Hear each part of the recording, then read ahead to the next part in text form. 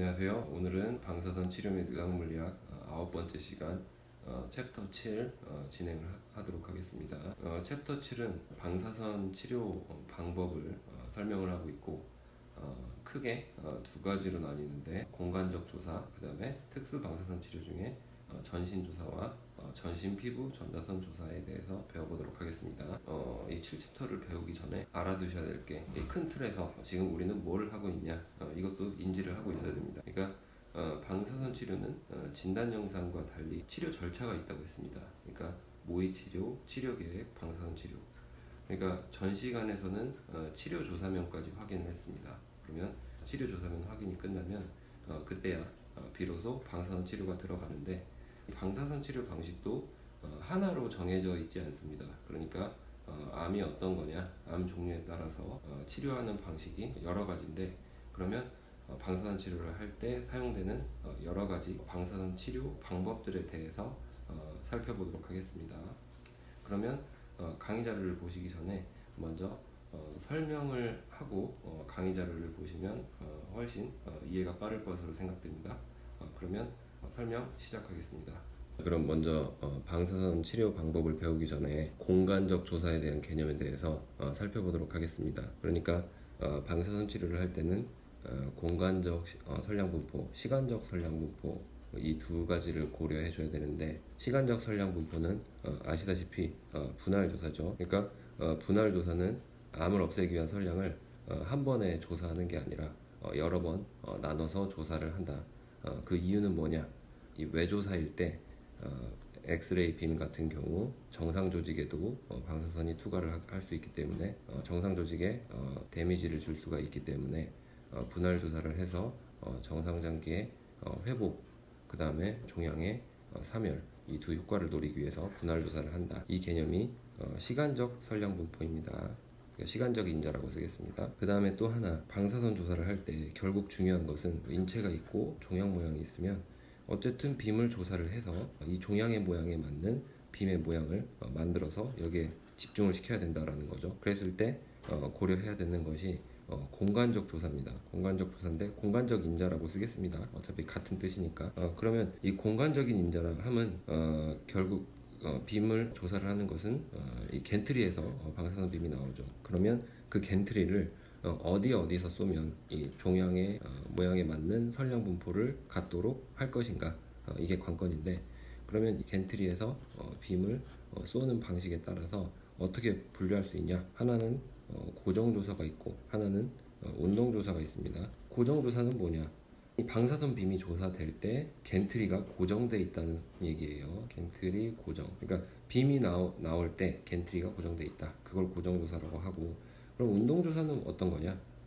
빔이 나오는 도중에 겐트리가 운동을 한다, 즉 움직인다라는 말이에요. 그러면 이런 생각을 해보시면, 암이 있을 때 빔을 세 방향에서 쏜다고 가정을 하시면, 자 1번, 2번, 3번 방향이 있습니다. 그러면 겐트리의 이동은 어떻게 이동을 하면 되냐? 1번에서 쏘고 2번에서 쏘고 3번에서 쏜다, 이제 그런 말이죠. 그럼 겐트리는 1번에서 쏠 때는 여기에 고정이 돼 있어야 되죠. 그 상태에서 1번에서 쏴야 되는 만큼 빔을 조사를 하죠. 왜냐면 우리 그거 배웠죠. 치료 계획을 할 때 여기에 총 들어가는 선량이 결정이 되면 1번, 2번, 3번 방향에서 그 비율, 그러니까 총 선량을 몇 대 몇으로 나눠서 줄 건가, 이거 설명했잖아요. 그러면 1번 방향에서는 그 비율만큼의 선량만 주는 거죠. 그 다음에 1번 방향에서 줄 만큼 다 끝났으면 겐트리가 이동을 합니다. 어디로 하냐? 2번 방향으로 이동을 하죠. 그리고 2번 방향에서 쏠 만큼 주고요. 그 다음에 다 쏘면 그 다음에 3번 방향으로 이동을 하죠. 그래서 여기서 쏘고 이렇게 하는 거, 이게 바로 고정조사입니다. 그러니까 겐트리가 빔을 줄 때는 겐트리가 고정돼 있다라는 거죠. 그에 반해서 운동조사는 어떤 거냐? 운동조사는 빔이 나가면서도 겐트리가 이동을 합니다. 그러니까 이거 생각하시면 됩니다. 마치 CT는 소스가 돌잖아요. 소스랑 디텍터가 돌면서 선량이 계속 나오는 거잖아요. 그런 것처럼 치료 장치에도 겐트리가 회전을 하면서 동시에 빔이 계속 나오는 그런 방식의 치료가 있습니다. 그걸 운동조사라고 하는데 거기에 해당하는 치료 방식이 VMAT 이렇게 부릅니다. 이거를 같은 말로 IMAT AT라고 하는데 이 개념에 대해서는 나중에 IMAT, VMAT 하는 시간이 있습니다. 배우는 시간이 있기 때문에 그때 가서 자세히 말씀드리겠습니다. 그래서 여기 보시면 여기 VMAT, IMAT 같은 개념인데 A가 들어가 있죠. 이게 바로 아크라는 얘기입니다. 그러니까 이 아크가 들어갔다라는 말은 겐트리가 회전을 하면서 동시에 빔이 계속 나온다라는 거죠. 그런데 이런 개념이 있어요. 겐트리가 회전을 하는데 한 바퀴를 회전을 할 수도 있고요. 아니면 한 바퀴가 아닌 각도, 그러니까 이만큼의 각도만 회전을 할 수 있습니다. 그러니까 그 둘 다 운동조사가 맞습니다. 그런데 고정조사냐 운동조사냐의 기준은 빔이 나올 때 겐트리가 고정되어 있냐 아니면 겐트리가 회전을 하느냐 그 기준으로 보시면 되겠습니다. 자, 그러면 먼저 고정조사 운동조사의 기본적인 개념은 했다. 과거에는 고정조사를 많이 했는데요, 최근에는 운동조사도 많이 하고 있다라는 거죠. 운동조사를 왜 하냐, 결국 핵심은 뭡니까? 방사선 치료의 목적, 근본적인 목적, 종양에는 종양을 없앨 만큼의 사멸시킬 만큼의 적절한 선량을, 나머지 정상장기에는 부작용이 일어나지 않을 만큼의 최소 선량을 주기 위해서 고정조사에서 운동조사로 변해간다라는 거죠. 그 다음에 고정조사에 대해서 좀 디테일하게 배워보도록 하겠습니다. 고정조사는 분류가 여러 가지가 있는데 1문조사, 2문조사, 그 다음에 3문조사, 4문조사, 그 다음에 접선조사, 그 다음에 멘틀조사, 그 다음에 무빙 스트립. 먼저 간단한 거 하겠습니다. 1문, 2문, 3문, 4문 조사다. 이건 매우 간단합니다. 1문 조사는 어떤 거냐면 이 종양을 치료하는데 빔이 한 방향에서 들어오면 그거를 1문 조사라고 합니다. 그럼 2문은 뭐예요? 두 방향에서 들어오면 되죠. 근데 그 각도는 어디든 상관없습니다. 그러니까 이렇게 서로 마주보는 빔이 들어올 수도 있고 직교로 들어올 수도 있습니다. 그러니까 어쨌든 고정 조사 중에서 두 방향에서 들어오면 2문 조사. 그럼 3문은 이 예제처럼 세 방향에서 들어온 거, 4문은 네 방향이 되겠죠. 그러면 고정조사에서 1문, 2문, 3문, 4문을 구별을 해놨는데 도대체 이것을 왜 구별을 했느냐, 이 1문, 2문, 3문, 4문의 빔 조사의 특징이 있습니다. 그래서 그것들에 대해서만 간략하게 보고 넘어가도록 하겠습니다. 자, 먼저 1문 조사를 보도록 하겠습니다. 1문 조사는 원 포털 테크닉이라고 합니다. 그리고 빔을 한 방향에서 조사한다. 그리고 어떨 때 조사하냐, 주로 전자선 조사를 합니다. X선을 사용해서 1문 조사를 사용할 수도 있는데 주로 전자선을 조사를 한다. 그럼 왜 전자선을 조사하냐, 이 1문 조사가 시행되는 종양은 표재성 종양입니다. 그러니까 심부가 아니라 표면에 암이 존재하는 경우, 그럴 때는 X선보다는 전자선을 사용하는 게 훨씬 효율적이죠. 왜냐, X선을 사용하면 종양 뒤설량이 많잖아요. 근데 전자를 사용하면 종양 뒤설량이 없잖아요. 그렇기 때문에 표재성 종양은 1문 조사를 사용하고, 물론 전자와 엑스레이를 둘 다 사용해서 1문 조사를 시행할 수 있지만 주로 전자선을 사용하는 게 효과적이다라는 거죠. 그래서 현재 1문 조사가 빈번하게 이용되는 것, 그걸 보시면 교과서에 나와 있는데 슈프라 클레비클라 영역이라고 해서 유방암에서 쇄골 쪽으로 암이 전이가 됐을 때, 그때 유방암 치료를 하고 그 다음에 추가적으로 1문 조사를 합니다. 혹은 그 유방암에서 또 어디로 전이가 될 수 있냐, 인터널 맘모리 노드 영역이 있는데 그쪽에 전이가 됐을 때도 1문 조사를 추가적으로 시행을 해줍니다. 그러니까 이렇게 되는 겁니다.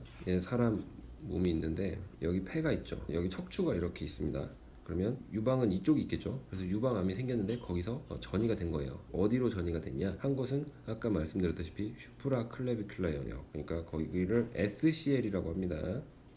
스펠링은 강의 자료에 나오니까 거기서 보도록 할게요. 그래서 여기를 아까 말했던 슈프라 클레비큘라 영역, 여기를 SCL이라고 하고, 그 다음에 유방암에서 이쪽 부분 혹은 인터널 맘모리 노드, 그러니까 인터널 맘모리는 이쪽에 있습니다. 이쪽, 여기를 IM이라고 부릅니다. 인터널 맘모리 노드. 유방암에서 전이가 된 거죠. 원발수는 유방암인데 인터널 맘모리 노드 혹은 슈프라 클레비큘라 영역, 이쪽에 전이가 되면 이 두 영역에 대해서는 1문 조사를 시행을 해준다라는 거죠. 그러면 1문 조사 시행을 할 때 이렇게 하면 됩니다. 위에서 아래로 이렇게 쏘는 거예요. 위에서 아래로 1문 조사를 한다. 그러면 그때 XCR 영상을 보시면 이렇게 되는 거예요. 슈프라 클레비큘라 SCL 영역에서의 방사선 조사는 그림이 이렇게 있으면 이쪽에 이제 쇄골뼈라고 하죠. 여기 있고 여기가 이제 폐 위쪽이니까 이렇게 되는 거고, 슈프라 클레비큘라 영역에서의 전이가 이만큼 돼 있다. 그러면 여기에 대해서 방사선을 조사를 해주는 겁니다. 이렇게 1문 조사로서. 그러면 이쪽에 선량이 많이 가는데 제가 논문을 찾아보니까 인터널 메모리 노드, 그러니까 유방암에서 인터널 메모리 노드 혹은 SCL로 전이가 됐을 때 이 SCL 같은 영역은 엑스레이로 조사를 한다고 합니다. 그리고 인터널 메모리 노드는 이 레벨이 이 위쪽이 아니라 좀 더 아래쪽이잖아요. 그러니까 이걸 그려보면 이게 다 강의 자료에 나오는 거기 때문에 나중에 강의 자료를 한번 보세요. 이렇게 그려보면 여기 심장이 있고 그다음에 이쪽을 인터널 메모리 노드라고 하는데 여기는 전자빔을 쏩니다. 전자선을 쏴가지고 전자선은 투과를 안 하죠. 그래서 여기서 선량이 멈추게 되죠. 그래서 그 논문을 보면 SCL은 엑스레이로 일문조사, 그 다음에 인터널 메모리 노드는 전자선으로 일문조사 이렇게 시행을 한다고 합니다. 그래서 이게 일문조사의 임상의 적용 예다라는 거죠. 그런데 이제 이런 특징이 있죠. 엑스레이로 일문조사를 할 때 엑스레이 같은 경우는 물론 이쪽에 빌드업이 있겠지만 선량이 점점 감소하게 되죠. 깊이에 따라서. 전자는 선량이 이쪽에 집중이 되고 이 D부터는 점점 더 감소를 하죠. 이제 그런 특징이 있는데 그거에 비해서 이문조사의 특징은 뭐냐? 근데 이문조사도 여러 가지가 있습니다. 그러니까 조사 방향을 그러니까 서로 마주보게 쏠 거냐 아니면 수직으로 쏠 거냐 이제 이런 것들이 있는데 먼저 이문 조사 중에서 빔을 이렇게 1번, 2번 이렇게 마주보는 거 이거를 대향 이문 조사라고 하는데 이렇게 대양 이문 조사를 했을 때 여기 생기는 방사선 빔의 선량적 특징을 살펴보도록 하겠습니다. 그래서 이 내용은 이제 강의 자료 6페이지에 나오는 내용인데 대양 이문 조사 설명은 두 방향에서 같은 중심축을 기준으로 서로 반대측에서 조사하는 거다. 그 다음에 셋업이 간결하다. 그러니까 1번, 2번 서로 마주보게 배열하면 되죠. 그리고 기하학적 오류 감소한다. 그러니까 서로 마주보게 일치시키면 이 빔의 모양이 잘 들어맞는다. 그런 말이고, 그다음에 종양 선량이 균등해진다. 이게 중요한 내용인데 똑같은 종양에 대해서 일문 조사를 한다. 그러니까 한 방에서만 빔을 쏜다. 엑스레이로 조사했을 때는 선량이 어떻게 되냐? 이런 식으로 됩니다. 왜냐면 PDD가 이렇게 되니까. 그러면은 선량이 이쪽은 높은데 여기가 제일 높잖아요. 그리고 점점 선량이 줄어들잖아요. 그러면 어떻게 하냐? 2번 방향에서도 이렇게 쏴준다. 그러면 2번 방향에서 선량이 이렇게 올라갔다가 이렇게 떨어지겠죠. 그러면 전체적으로 이 빔이 들어간 경로 쪽 이쪽의 선량을 보시면 가운데는 가운데끼리 서메이션이 되죠. 선량이 썸이 되고 선량 겹치는 부분 이쪽 이렇게 겹치기 때문에 전체적으로는 이렇게 평탄한 빔이 된다라는 겁니다. 알겠죠? 그래서 종양이 예를 들어 이렇게 넓게 분포를 할 때 이런 것들은 대양 이문 조사를 하면 전체적으로 선량이 골고루 다 들어가겠죠. 그거를 말을 하는 겁니다. 그래서 종양 선량이 균등하다라고 말을 하고, 대신 단점은 뭐냐? 종양 상하에 위치한 정상 조직의 과도한 선량이 조사될 수 있다. 그러니까 대양 이문 조사를 한다 하더라도 가운데 쪽에 있는 선량은 여기 이걸 더한 건데, 종양 상하라 하면 위아래를 말합니다. 위아래. 근데 여기는 디맥스 지점이 있을 수 있습니다. 그래서 실제로 대양 이문 조사를 하면 두 개가 완전히 이렇게 평탄한 빔이 아니라 이런 식의 이런 뿔 형태의 빔이 발생을 합니다. 그래서 종양이 가운데 있으면 종양 상하의 선량이 과도하게 조사된다라고 하고 있습니다. 그래서 이 부분이 대양 이문 조사의 특징입니다. 실제적으로 임상에서 현재 이 대양 이문 조사가 많이 사용되는 증상은 브레스트 캔서입니다. 아마 나중에 실습 가서 보시면 알겠지만 브레스트 캔서 환자가 굉장히 많아요. 그러면 브레스트 캔서는 어떻게 치료하냐? 환자가 이렇게 있고, 자, 이쪽을 브레스트라고 하면 이쪽에 암이 있다라는 거죠. 이 브레스트 쪽에. 그러면 여기에 방사선 빔을 조사를 해야 되는데 어떻게 해야 되냐? 이게 머리를 쓰는 거죠. 자, 빔을 이렇게 쏩니다. 자, 이렇게 쏘면 뭐가 문제냐? 이 뒤쪽에 선량이 들어갈 수 있습니다. 엑스레이로 쏘면.